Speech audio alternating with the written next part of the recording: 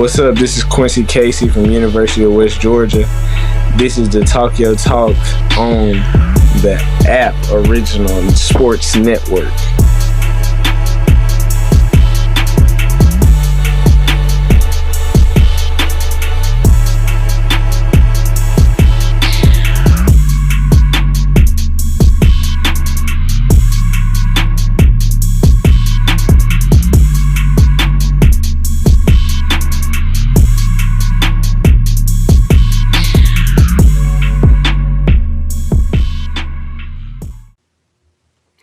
What's going on YouTube, Instagram, Twitter, all platforms? Welcome to another episode of Talk Your Talk podcast, and we got another special guest, NFL draft hopeful quarterback from the University of West Georgia, Alabama A&M, Mr. Quincy Casey. How y'all Mr. Casey, doing? man. Doing? Hey, it's an honor to get an interview with you, man. Been looking at your film and everything. You are a dynamite quarterback that actually can make plays out of nothing, and that's what the NFL is actually looking for. Like, you can make some plays with your feet and your arm. Yes, Talk to him about your college career and how's everything going for you, man. Just talk about the whole process of this whole NFL draft thing, and how did you get into football? Just let them know about you a little bit. Yes, sir. I want to first say thank you for having me on the podcast. I did a little research, and I like what I see. I like what I heard. You know what I'm saying? Okay. How I started with football is kind of just I needed something to do. Honestly, my mom didn't like me in the house all the time, so I had to, you had to stay busy, and football was my way out. Honestly, being from Memphis, Tennessee, like there's not too much, you know what I'm saying, you could do. You could just go outside and get in trouble. So you had to stay out of the way, keep your nose clean, and football was my way. And it helped me want to go to college, you know what I'm saying, and be a better person, be a better man. It just taught me so many things to where, you know what I'm saying, this is my life now. So a little bit about me. I graduated high school 2019, went to Jackson State for like a year and a half. Then I transferred to Alabama A&M. Started about 10 games there in both seasons. And then I transferred as a grad transfer, went to West Georgia University, where I also started like 5 games, put up solid numbers at all 3 schools, honestly. And that's how I came up with 4,000 yards over my career. Unfortunately, we hope it would have been 4,000 in one season, but that's just not how it went. And then it's okay. It's all gonna work. Yeah, definitely like the career path you had. Like you said, you went to Jackson State. It was actually pretty good at Jackson State, but that's a whole other story. Why you went to Alabama A&M. Yeah, that's a whole nother story.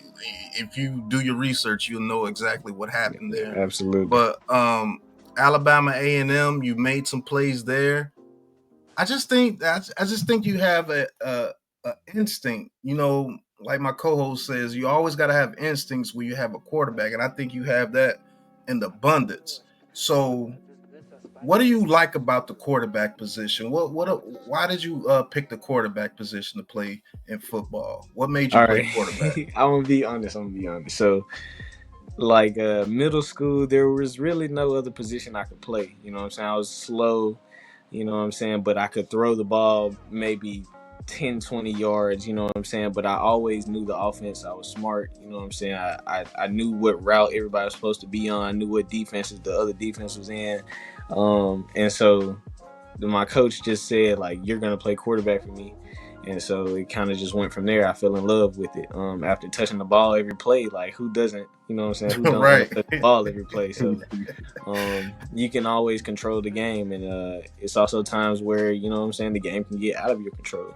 And that's just the beauty of football. Like they call me Houdini at West Georgia, so I kind of took that approach this season. Had to be more elusive, had to do a little more improvising. So I think I definitely took my game to another level there, and yeah, it was fun college career, I must say. All right, and don't forget that the man did graduate from Alabama Yes, A&M. absolutely. HBCU. And like I said, HBCUs. That's where we're gonna get in more content and everything. We're gonna get to those HBCU combines and everything because you guys need way more exposure because there's a lot of guys just like you that can actually play. Yes. And when you get your shot, you show them, and people should give you guys way more shots because a lot of the Hall of Famers come from HBCUs.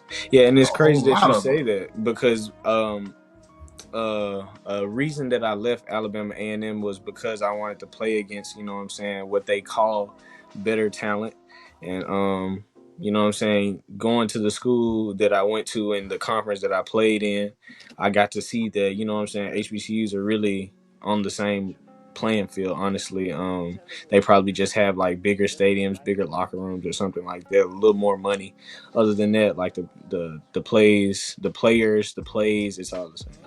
Yeah, the player's gonna be a player no matter where he's playing at. Don't Absolutely. matter if it's on a dirt road. Doesn't matter if he's on gravel, grass. A player gonna be a player. The only difference, Absolutely. like you said, is the money that's put into it and the facilities that's put into it and advantages of the money that they have at the bigger schools. Absolutely. Better Absolutely. weight rooms and things of such. But Mm-hmm. a player's gonna be a player wherever he goes, and Absolutely. I do believe that's what you are.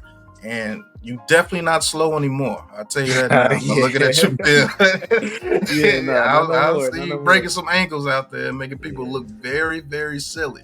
So Thank you. I've actually got a chance to talk to part of your family, and that's your big brother. What has your big brother? What influence has he put on your career, and how's he helped you? Growing up into the man that you are today. Man, I can't even describe it. Like, that's my dog, you know what I'm saying, since day one. Um, he just always been there for me, been able to keep my head on straight, you know what I'm saying, even when I wanted to give up, you know what I'm saying, told me that I can't, like, we're here for a bigger purpose. We got a bigger purpose. You know what I'm saying? He been taught me that since I was little. Yeah, he just everything to me. If he could be my agent, he probably would have been my agent. But I'm you gonna know be what I'm honest with you. saying? When I first talked to him, I thought he was your Thought he agent. I was, was like, okay. yeah. Hey, I was and like, he already that's got an him. agent. That's him. He passionate about, you know what I'm saying, his family. We passionate about what we do, and great guy, great man. He shows me what type of father, you know what I'm saying, I should look up to towards being, and yeah, I can't. It's my dog, man. Yeah. So you mentioned earlier that you like playing the quarterback position because you like to know what the defense is in, and you can pinpoint of what coverages that they are in. So guess what? We're gonna look at a little bit of film right But after these messages, and we're gonna talk about some of them highlights you putting on that field, brother. yes, sir. We're Let's gonna be do it. right back. Hey, this is the Aboriginal Sports Network. Check out Mock Draft Central right here exclusively to the Aboriginal Sports Network, and we're gonna be right back after this intro. Let's get it.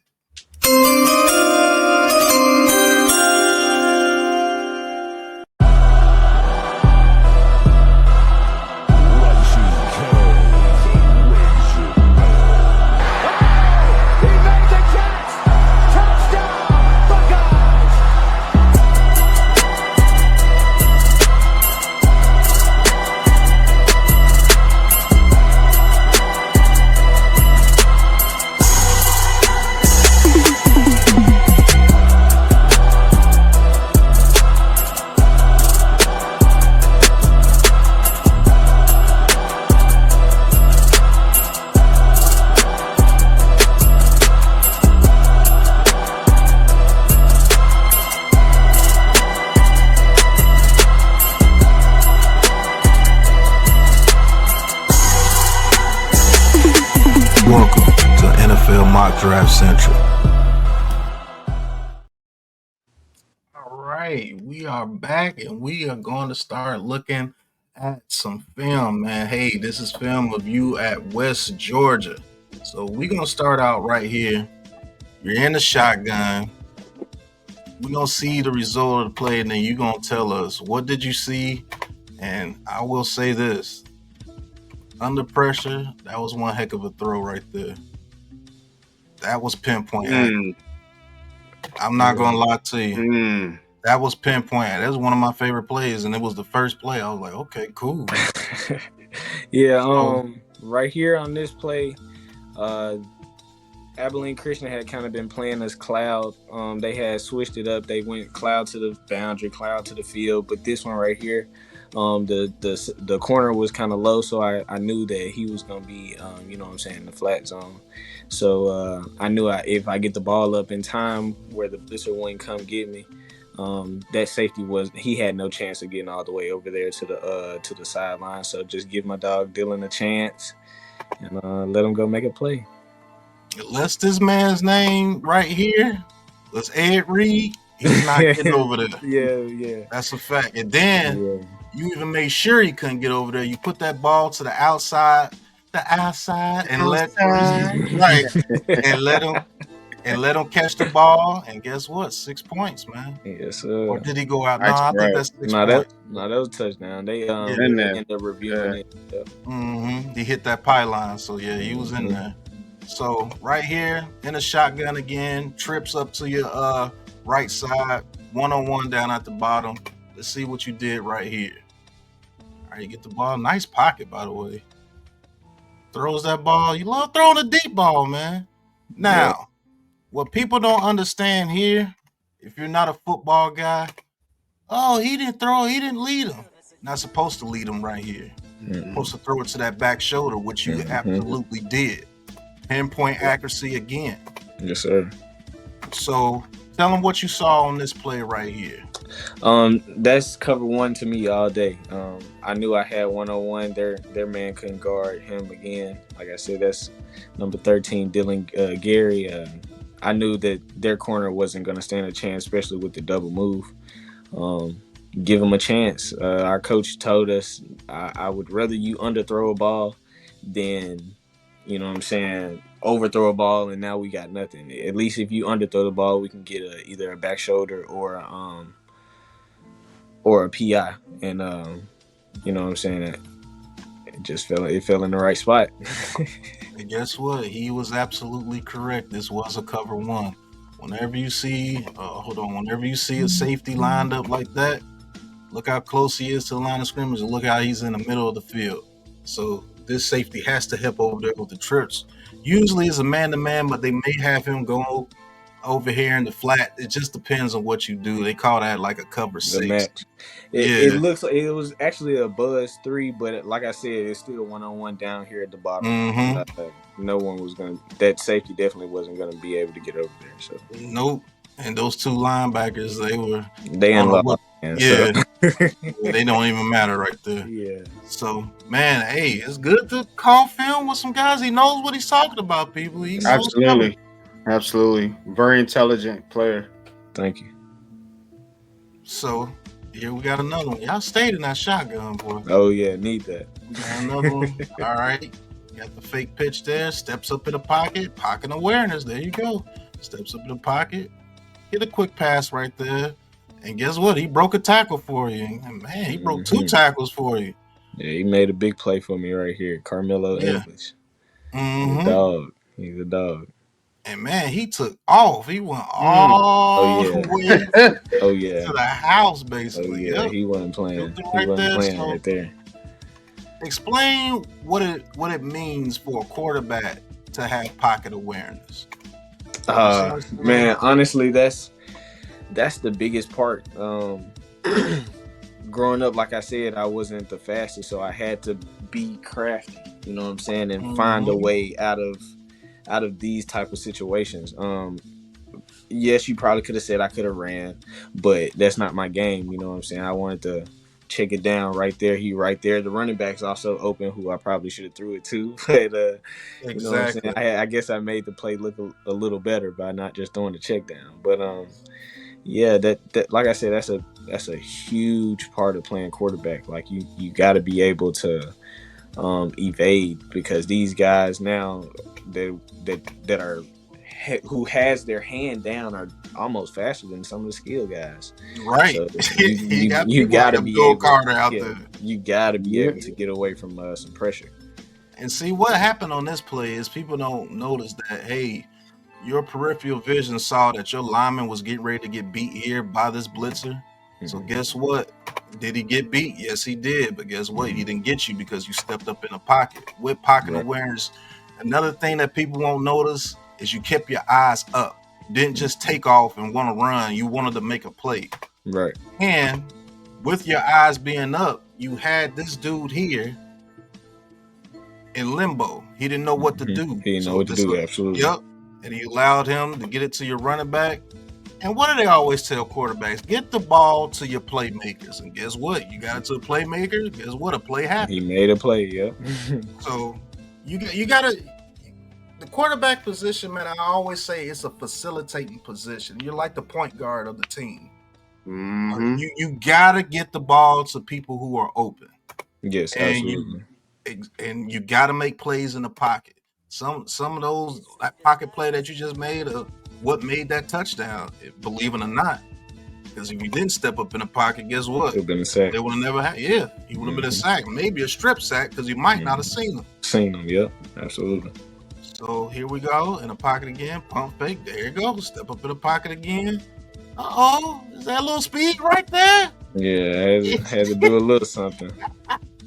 Had to do a little something. Now the only thing I would say right there, great play. You gotta get down. Protect yourself, yeah. Protect yourself, man. Yeah, I wanted that touchdown so bad. Yeah, you. Yeah, for sure. Yeah, for sure. You gotta Luckily, get down, it hurt, man. though. Yeah, because with a running quarterback, look at you celebrating. You think they want that to happen? Probably not. Exactly. So they're gonna try to pop you every chance they get. Yeah, you're right. But here we go. Here's another play. Now, what formation is this? Explain what formation is this to people out there who don't know about this particular formation. So we was originally just in a cluster right bunch formation, and the running back was beside me. But all week we had been watching film and game planning for these guys, and we knew that they were going to send a double mug, and so I sent my running back up to pick up that double mug blitzer. And give me some, some actual time back there to just think it out. Okay, and so let's see what you did against the double mug. And what double mug means, both middle linebackers come on cover zero, yeah. Yep. Mm-hmm. So cover zero. You love this deep ball, man. Man, this was actually my first play in that game. Really? We was all the way backed up. And that was my first play of that game. He took it all the way to the crib. I think that's like the longest play in West Georgia history or something like that. See? Oh yeah, he took all. Yeah, he gone. Yeah. I seen that first step. Oh, little man right there got a little bit of speed to him. Yeah, we ain't gonna get him though. Oh, look at him. Yeah, no. Clap that up. But great play here. Everybody's gonna notice a touchdown. But people don't notice that you have to know when things are coming. If they send a mug blitz, guess what? It's cover zero almost every time. I can guarantee there's not gonna be no zones, because if you run a zone, you can't do anything. They're gonna be wide open. But it's just the accuracy and the ball placement on these passes deep. Like, you put that in a very good place and allow him to actually catch the ball, caught that defender off balance, juked him, and he used his speed to get to the touchdown. Yes, this dude's pretty fast, whoever you threw it to, too, because he was on this horse from the beginning. Yeah. Still fell on his face. Yeah. And I think your ability to read defenses is definitely something that's going to translate to the NFL, man. I can already tell that you're very knowledgeable about the game and what you're seeing on the field. Yes, sir. So that's definitely a great trait to have. Thank you. I appreciate that. No doubt. We got to get out of that. Our quarterbacks, Aboriginal quarterbacks, can't do it. Yes, athletes. Absolutely. We got to get out of that. And just because he's in the HBCU or at West Georgia doesn't mean he can't play and learn how to read defenses. No, absolutely.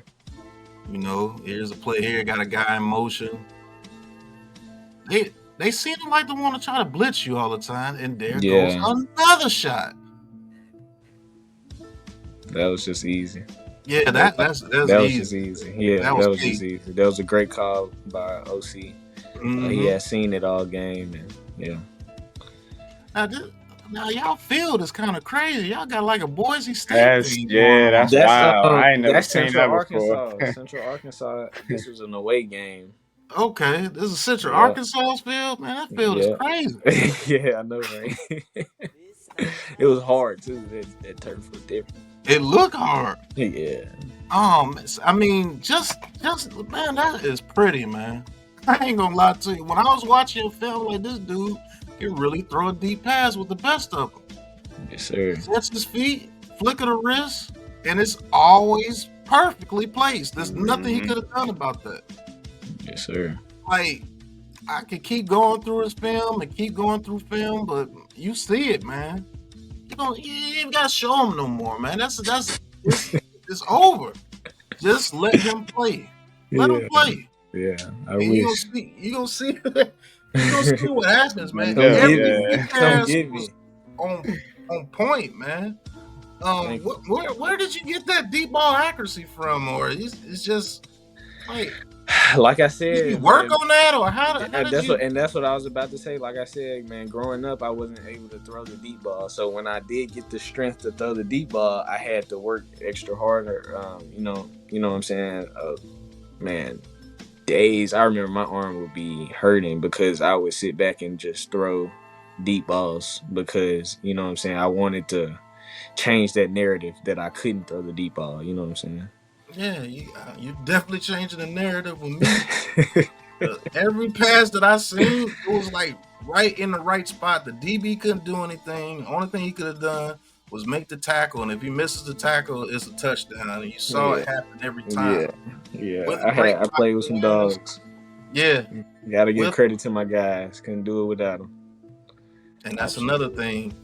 What I want to ask you about as far as leadership. Going into a locker room, being in, let's say you go to the NFL locker room, you have to be a leader of those guys.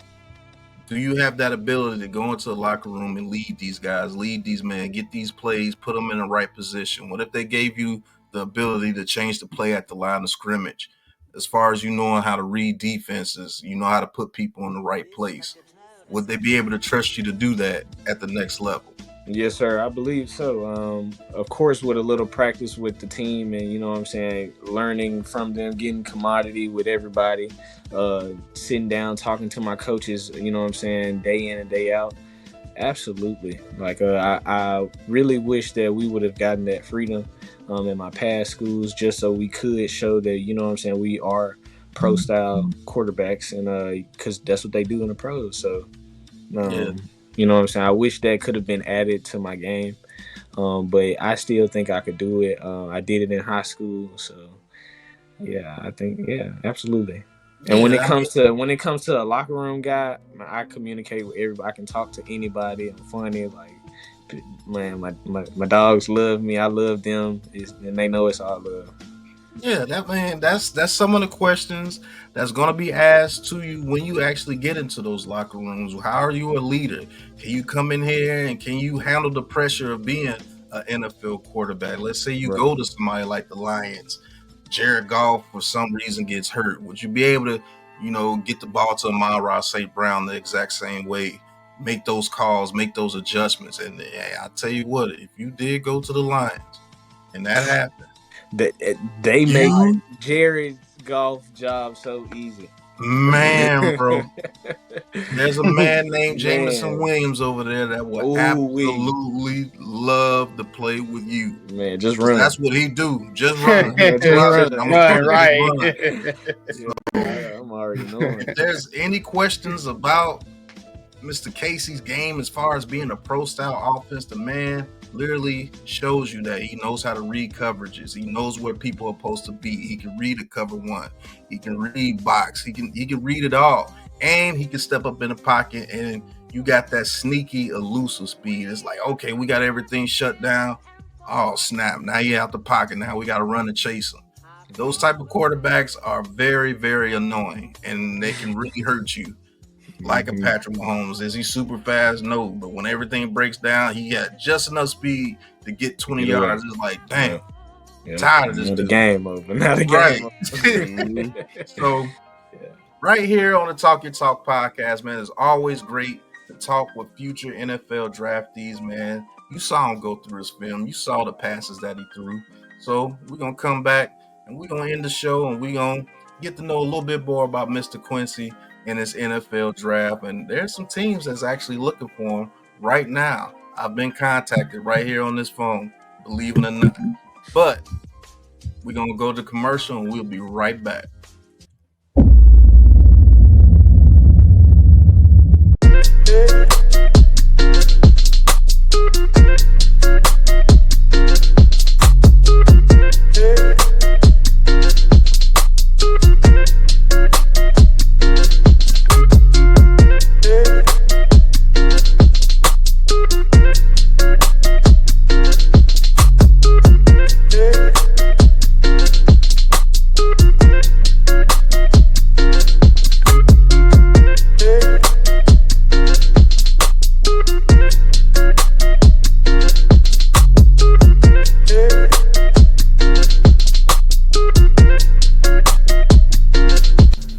Welcome to the Draft Journal.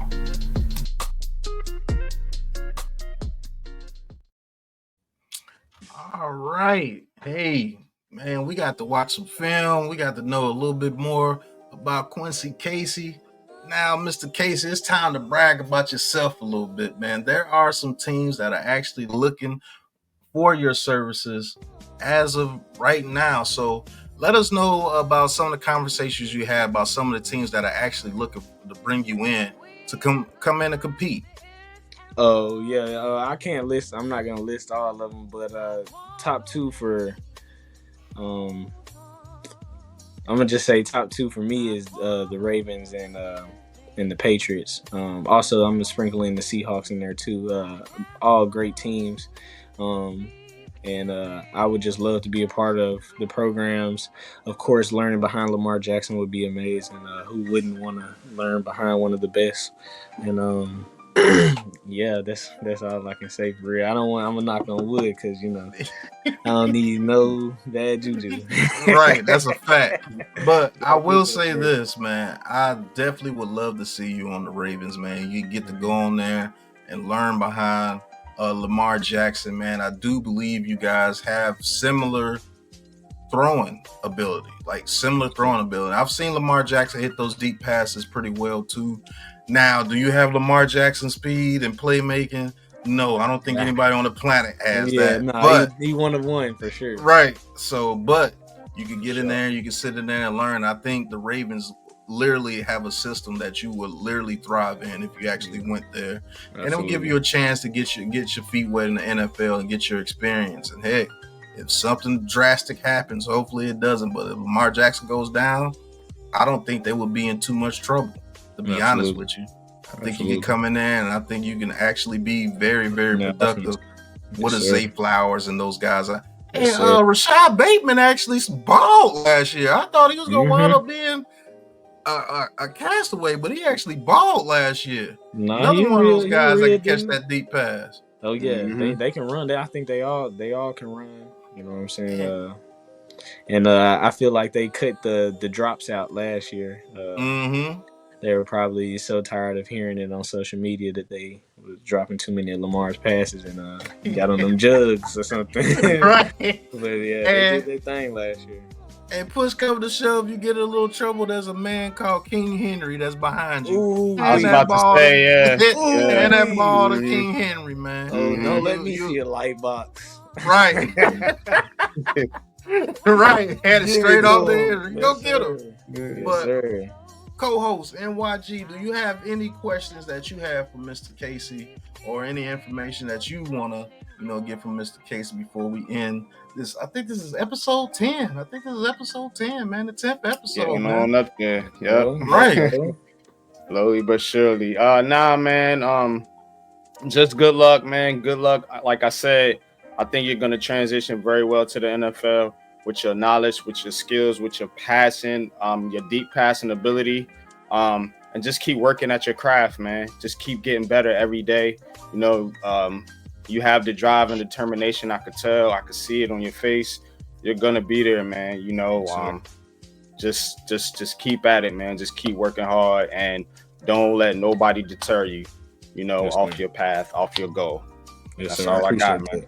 I appreciate That's a fact. That's a fact. Definitely know that you have the determination to make it. Whatever is motivating you, keep that motivation and keep going. And I'm telling you, when you get to the league, they're not going to be able to tell you anything about the deep pass. What they're going to try to tell you is about the intermediate game. Can he pass over the middle? Can he read coverages? Can he fit into the tight window? I've seen your workouts. I don't believe that's an issue either.